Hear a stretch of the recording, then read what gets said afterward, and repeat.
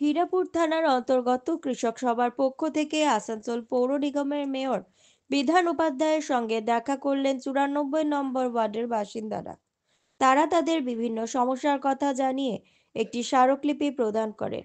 Mayor আশ্বাস দেন যত দ্রুত সম্ভব সমস্যাগুলির সমাধান করার।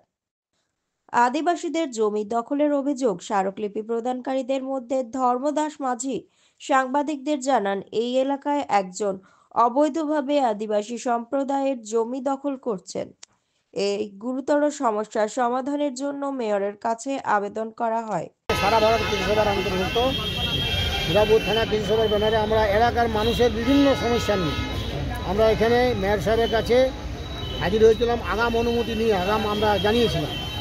সমস্যাগুলো হচ্ছে অনেকগুলো সমস্যা। প্রথম সমস্যা হচ্ছে ধেনুয়া গ্রামে আদিবাসী পাড়ায় আদিবাসী মানুষের উপর অত্যাচার হচ্ছে।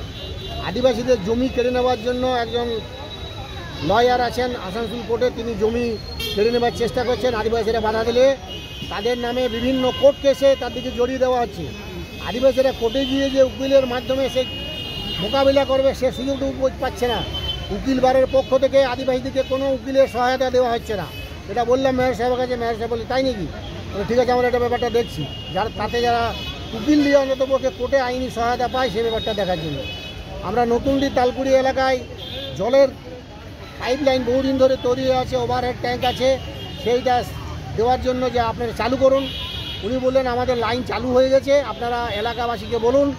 এটা জলটা আমাদের মেনলি হচ্ছে বাড়ি বাড়ি সাপ্লাই দেওয়ার জন্য এই জলের।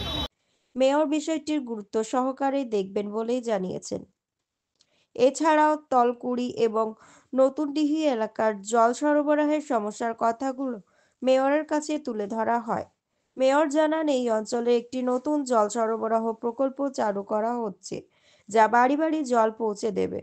তিনি প্রতিনিধিদের বলেন, বাসিন্দারাও যেন পুর নিগমের জল সরবরাহের জন্য আবেদন করেন।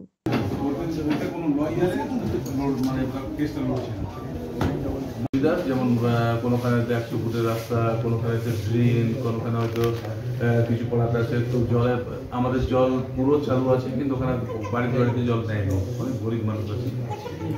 তো তাদেরকে সেই অসুবিধাগুলো নিয়ে এসেছিলেন। আমরা যেগুলো সাথে সাথে হবার, যেমন আমাদের জলেরটা ওখানে তালকুড়ি নতুনডি ওখানে জলের লাইন অলরেডি আমাদের তৈরি আছে। এখানে যত মানুষ লাইন বাড়িতে লাইন নেবেন আমরা জল দিতে পারবো। কিছু যেমন ওনারা একটা বললেন একটা কোথাও জয়নিং রোড আছে 100 ফুটের মতো বাকি আছে, সেটা আমরা নিশ্চয়ই দেখতে পাঠাবো, দেখে আমরা করিয়ে দেবো। আর আদিবাসীদের একটা জমি প্রবলেম চলছে, একটা বারের প্রবলেম আছে, ওটা আমরা দেখি আমাদের তরফ থেকে যেটা যতটা করতে পারি আমরা নিশ্চয়ই মানুষের সহযোগিতা করবো।